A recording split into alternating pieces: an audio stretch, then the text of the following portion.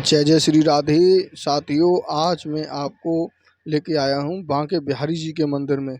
वैशाख मास में अक्षय तृतीया, शास्त्रों में अक्षय तृतीया को स्वयं सिद्ध मुहूर्त माना गया है। अक्षय तृतीया के दिन मांगलिक कार्य जैसे विवाह, गृह प्रवेश, व्यापार अथवा उद्योग का आरंभ करना अति शुभ फलदायक होता है।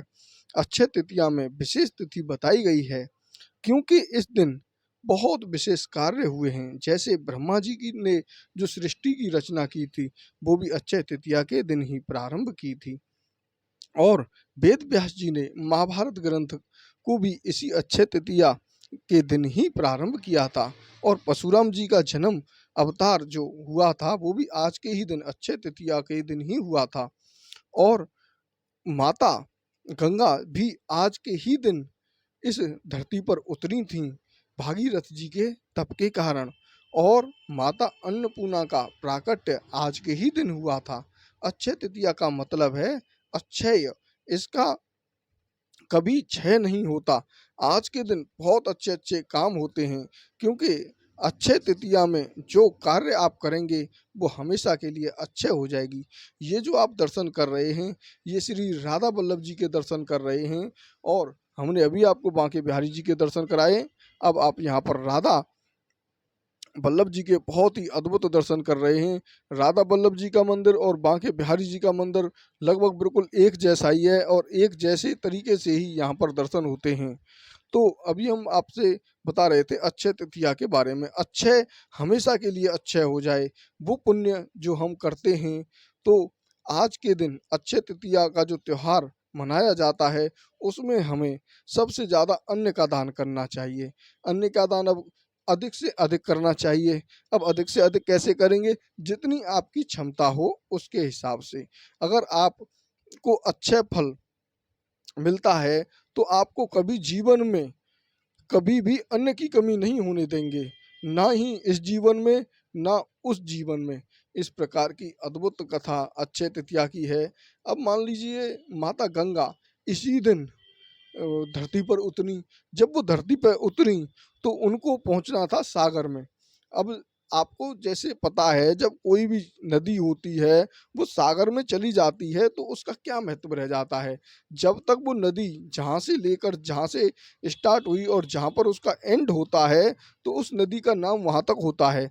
लेकिन जैसे ही समुद्र में मिली, सागर में मिली, उसका नाम खत्म हो जाता है। लेकिन जो गंगा मैया हैं, उनका अगर आपने नाम सुना हो तो वो जाती कहाँ पर हैं? वो गंगा सागर जाती हैं। और गंगा सागर में जाकर वो पाताल लोक को जाती हैं, क्योंकि पाताल लोक में ही जो एक ऋषि थे, उनके पुत्र थे, उन्होंने ही भागीरथ जी के अनेकों भाइयों ने घोर तपस्या की थी उनको तृप्त करने के लिए, उनकी आत्माओं को शांति देने के लिए। तो उस पाताल लोक में पहुंचाना था गंगा जी को। तो जो गंगा जी हैं, वो गंगा सागर में जाकर, मतलब सागर से पहले भी माँ का खुद का नाम गंगा सागर। तो इस प्रकार की महिमा बहुत अद्भुत यहाँ आप इसी दिन अक्षय तृतीया के दिन ही जब गंगा जी आईं और पाताल में समाहित हुईं। तो इस प्रकार की ऐसी कथा आपने यहाँ पर सुनी।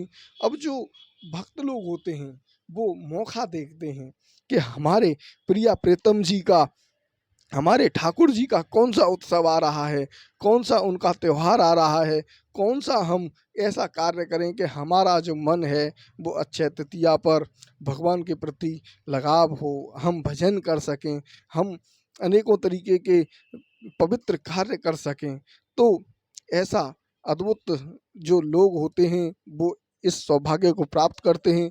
बाकी जो बहुत सारे लोग होते हैं वो तो, अब मान लीजिए कोई व्यक्ति है, वो कहता है आज तो मेरी पत्नी से लड़ाई हो गई तो मैं चलो पी लेते हैं। अब आज पत्नी खुश है, चलो पीते हैं। आज ये है, वो है, उनके कोई भी कार्य हो, उनको बस केवल और केवल पीना ही नजर आता है। वो पीने के लिए ही आते हैं। तब वो लोग इस तरीके से पीते हैं और अपनी जो उनकी दिनचर्या है उसको मदिरा में ही बिता देते हैं।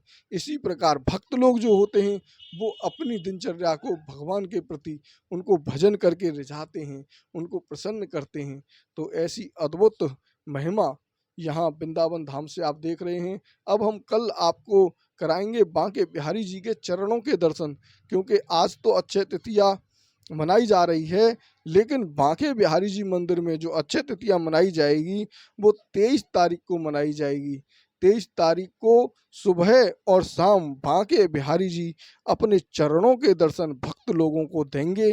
तो आपसे मेरा विनम्र निवेदन है कि आप हमारे कल के जो वीडियो हम डालेंगे उसमें बांके बिहारी जी के चरणों के दर्शन जरूर करें, क्योंकि इस दिन ही ठाकुर जी को चरणों के साथ में चंदन का भी तिलक लगाया जाता है।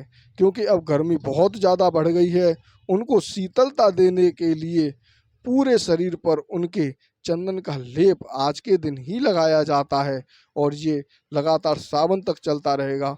और अब जो बांके बिहारी मंदिर में हिंडोला होता है वो अक्षय तृतीया के दिन नहीं लगता है।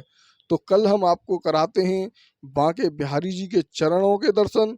तो आप ज़्यादा से ज़्यादा लोगों के पास हमारे इस वीडियो को भेजें, और आप दूसरे लोगों को भी पुण्य का भागी बनाएं और आप भी पुण्य कमाएं। राधे राधे, बांके बिहारी लाल की जय। और ये जो राधा वल्लभ जी हैं, ये इनके दर्शन आप कर रहे हैं। राधा वल्लभ महाराज की जय। राधे राधे।